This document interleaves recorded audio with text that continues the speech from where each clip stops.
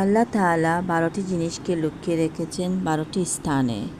আল্লাহ তাআলা বলেন, আমি বহুমূল্যবান জিনিস মানুষের চোখের সামনে রেখেছি, কিন্তু মানুষ সেগুলো খুঁজে ভুল পথে, ভুল জায়গায়। 1. আমি দ্বীন ইসলামকে রেখেছি ক্ষুধা, দারিদ্রতা ও ধৈর্যের ভিতরে, কিন্তু মানুষ তা খুঁজে উদরপূর্তি ও দুনিয়ার আরাম আয়েশে। 2. আমি সম্মান ও মর্যাদা রেখেছি শেষ রাতের কান্না বেজা ইবাদতে, কিন্তু মানুষ তা খুঁজে ক্ষমতাবান ও শাসকদের দরজায়। 3.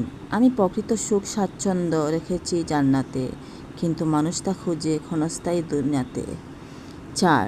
আমি বরত্ব ও উচ্চতা রেখেছি বিনয় ও নম্রতায়, কিন্তু মানুষ তা খুঁজে অহংকার ও আত্মগর্বে।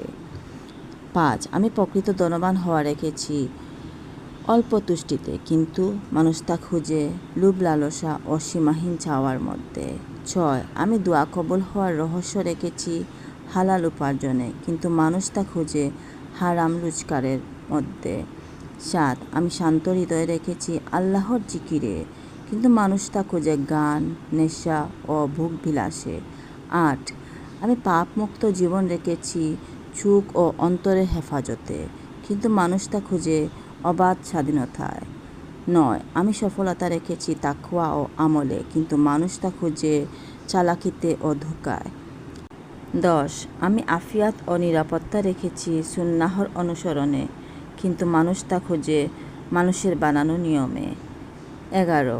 আমি মুক্তি রেখেছি তওবা ও অনুশোচনায়, কিন্তু মানুষ তা খুঁজে অজুহাত ও আত্মপক্ষ সমর্থনে।